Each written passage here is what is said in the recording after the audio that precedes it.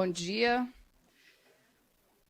Bom, eu vim contar um pouco para vocês, na verdade, o que a gente tem feito na JBS junto dos produtores rurais, pensando nesse ponto da adaptação climática, da resiliência climática que a gente tem que ter no campo.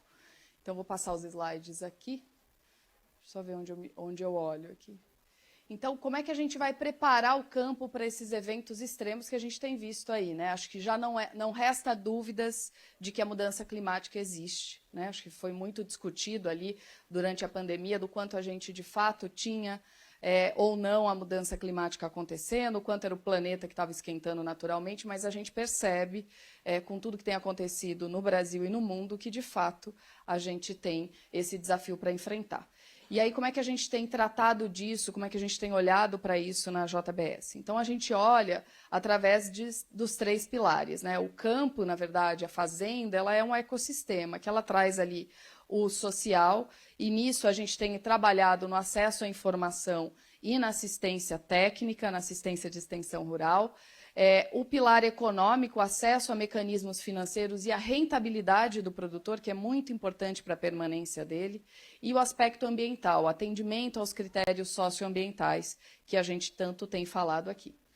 Tratando desses 3 temas, como é que a gente olha isso na prática? Então, o primeiro dele é o Código Florestal. A gente tem uma legislação muito rigorosa no Brasil, a gente precisa implementar essa legislação. A gente já tem o que a gente precisa fazer, e agora a gente precisa fazer o como.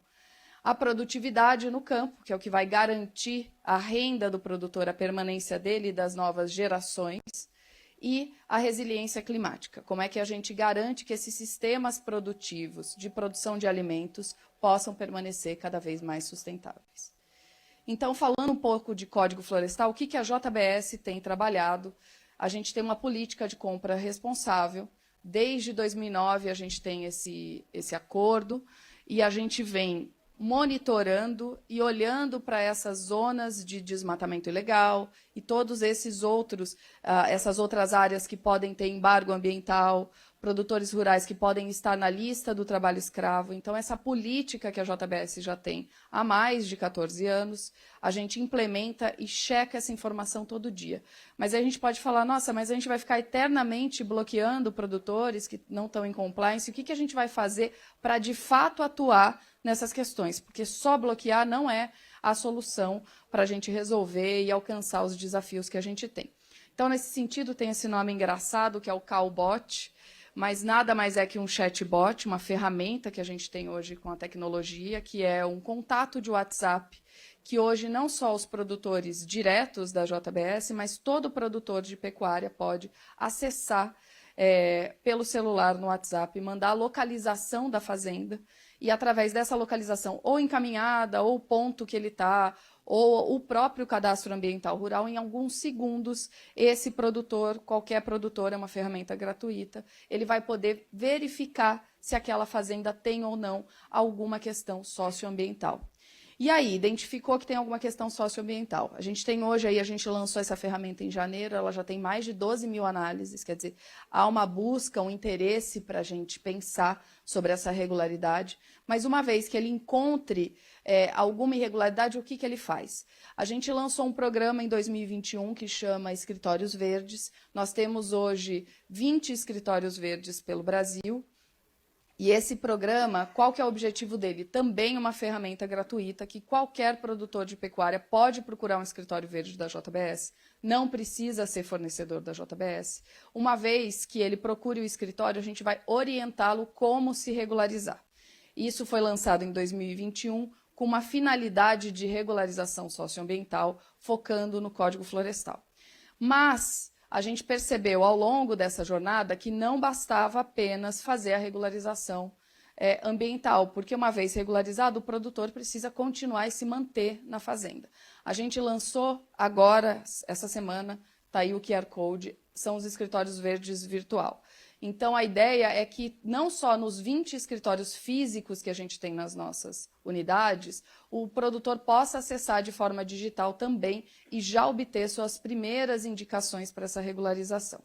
E aí, como eu falei, mas a gente vai ficar só no que tange a questão socioambiental? Não, a gente precisa trabalhar também os outros pilares. Então, a gente, num primeiro momento, acolhe esse produtor, verifica o status socioambiental dele. Logo em seguida, a gente tem mais 2 pilares, assistência técnica e assistência à gestão. Alguns de vocês devem conhecer o programa Fazenda Nota 10. Esse programa foi incorporado dentro dos escritórios verdes. Então, hoje, a gente não só oferece essa assistência à gestão, essa informação e capacitação no aprimoramento da gestão da produtividade da fazenda para esses produtores, mas para os produtores que também acessam os escritórios verdes, pensando, num primeiro momento, em fazer apenas a regularização. E a assistência técnica. Acho que também é consenso aqui, né? A gente tem falado muito em agricultura regenerativa e acho que finalmente tratar a pastagem como uma cultura, porque afinal de contas a gente precisa manter essa cultura no campo, investir em calcário, por exemplo. Então a gente tem visto com esses produtores que vêm para se regularizar que às vezes com uma simples aplicação de calcário, por exemplo, essa fazenda já vai ter uma produtividade maior. Para vocês terem ideias, acho que a gente viu muitos números aqui, mas foi identificado pelo Ministério da Agricultura que o Brasil tem 60 milhões de hectares de áreas degradadas que podem ser recuperadas e produzir ali agricultura, pecuária sustentável. Então, a gente tem uma oportunidade enorme. Enquanto no Cerrado, a gente tem 40 milhões, mais ou menos, de hectares para serem abertos legalmente. Então, não é muito difícil fazer essa conta, né? Muito melhor investir em áreas que estão degradadas, recuperar essas áreas que já estão abertas, do que abrir novas áreas. E aí, nesse programa Escritórios Verdes 2.0, ele acaba abarcando todos esses 3 pilares e trazendo o produtor para a permanência dele no campo. E por último, acho que trazendo um pouco de informação aqui também, é a questão da resiliência climática. Então, a agricultura e a pecuária brasileira, elas estão aí como o grande, eu não diria o resolvedor de problemas, mas elas fazem parte da solução da mudança climática. A gente não vai resolver aquilo que a gente já incorporou de mudança, mas a gente pode diminuir a velocidade dela, pensando aí na data de 2050, que é quando o planeta não pode aquecer mais que 1,5 graus, senão a gente torna inviável a produção de algumas culturas e da alimentação humana no planeta. Pensando nisso, a gente tem dados que comprovam que esse sistema de produção do pasto em climas tropicais, ele faz o ciclo do carbono, sequestrando uma parte das emissões desse carbono de volta para o solo. Isso eu estou falando de pastagem bem manejada. Então, de novo, como é que a gente recupera as áreas? Como é que a gente traz as áreas degradadas para áreas produtivas? E é o interesse de todos nós, que a gente tenha áreas mais produtivas. Ali eu vou mostrar mais em detalhe, é uma trincheira de uma fazenda, de um fornecedor nosso no Mato Grosso, fica em Querência. Essa braquiária, ela tem 45 dias. Então, vejam, essa braquiária com 45 dias, ela chega a 3, 4 metros de profundidade buscando água. E aí, o que acontece? A comunidade científica internacional, ela olha só para os 20, 30 centímetros de solo. Ela sabe o que acontece no sequestro no solo nos 20, 30 centímetros. Então, a gente precisa começar a falar e começar a ter dados, fatos, investir em ciência para que a gente leve esses dados e mostre o Brasil como um grande parceiro na solução da alimentação mundial para produzir alimentos aqui nas áreas. Isso aqui que a gente está fazendo, muitos daqui conhecem bastante pecuária, braquiária e Nelore, é uma receita que o Brasil sabe fazer muito bem, né? Então não é nada, eu não estou mostrando aqui nenhuma bala de prata, não é nenhuma nova invenção aqui. Então isso é muito importante, a gente tem pesquisadores já do mundo inteiro vindo para o Brasil para olhar esse tipo de informação. Eu trouxe uns estudos confidenciais aqui da empresa, mas para mostrar que a gente está muito comprometido com ciência. Passei 5 minutos já do meu tempo aqui, mas vou correr. São os 2 últimos slides. Então, assim, quando a gente olha, aqui, claro, são estudos internos, acho que poderia questionar, tem muita gente que sabe melhor do que eu esses dados aqui. Mas quando a gente olha para a emissão na média Brasil, ali na primeira coluna, a gente vê que tem uma média de emissão de 66 quilos de CO2 por quilo de carcaça, né, equivalente CO2. Isso é uma média das fazendas que tem pecuária no Brasil. Média é sempre complicado, né? O pé está no congelador, a cabeça está no forno, na média você morreu.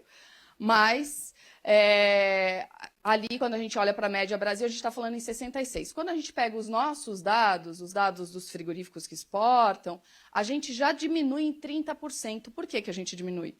Porque a gente está falando aqui de uma pecuária profissional. A gente está falando de investimento em pastagem, investimento em tecnologia, em genética. Quando a gente usa, em um dos nossos confinamentos, um aditivo para a redução de emissão de metano naquele período confinado, levando em consideração todo o sistema e por onde esses animais passaram anteriormente a essa etapa, que é o confinamento, que é a etapa final, a gente já cai para 9. E aí, quando a gente pega a mesma fazenda que eu mostrei a trincheira ali, que tem integração lavoura-pecuária, tem floresta para manter essa produtividade, cai para 7,63. Então, assim, é muito importante a gente investir em tecnologia. Aqui a gente prova qual o tamanho do potencial do Brasil, porque essa fazenda de 7, todas essas de 66 podem chegar. Não é nada que seja impossível fazer. Então, a gente tem um estado da arte ali com um potencial enorme. E, por último, meu último slide, pulei, não tem mais. Faltou. Mas eu tinha trazido um estudo das nossas fazendas que estão naquele pilar de gestão que eu falei, que é a Fazenda Nota 10, foi publicado pelo pesquisador Eduardo Assad, também acho que no começo do ano, mostrando que, quando a gente faz essa amostragem nesse grupo de fazendas que recebe assistência de gestão, a gente tem uma emissão de carbono muito menor e menor.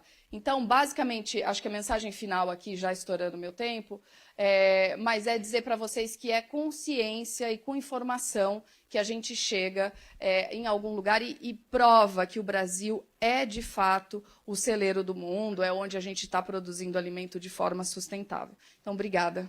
Até mais.